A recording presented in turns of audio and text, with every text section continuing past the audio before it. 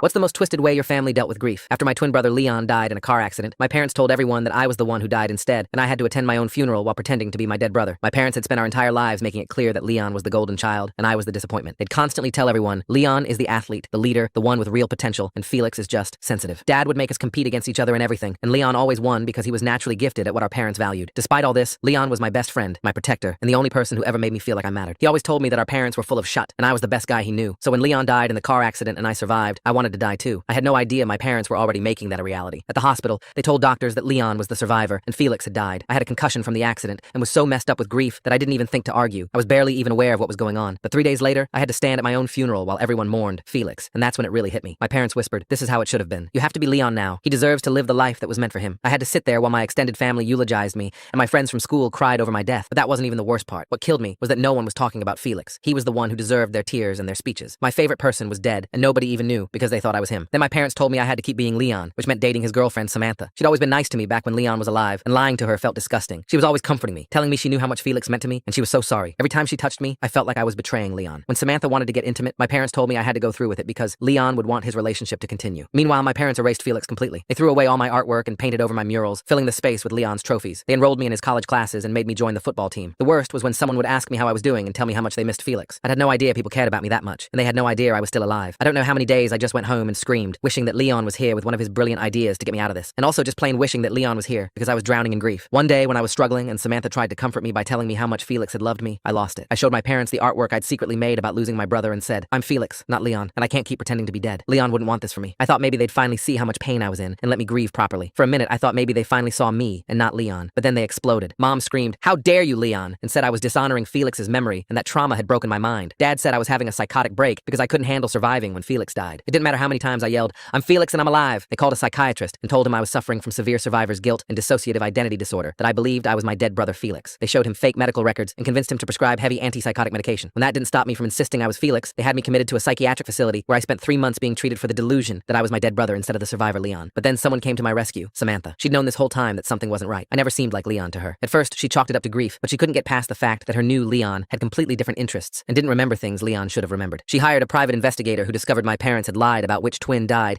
and that they'd been forcing me to live as Leon. When Samantha confronted them with birth certificates and DNA evidence proving I was Felix, all hell broke loose. They were arrested for fraud, and my gravestone was changed from my name to Leon's. I'm now 22 and legally alive again as Felix, but I don't even know who that is anymore after years of being forced to be someone else. Just about everyone in my life cut me off because they don't understand that it wasn't my choice to pretend to be my dead brother. Samantha and I are in therapy together because she's traumatized by unknowingly sleeping with her dead boyfriend's twin brother for 2 years. And I still have panic attacks when people call me Felix, because part of me expects to get in trouble for not being dead.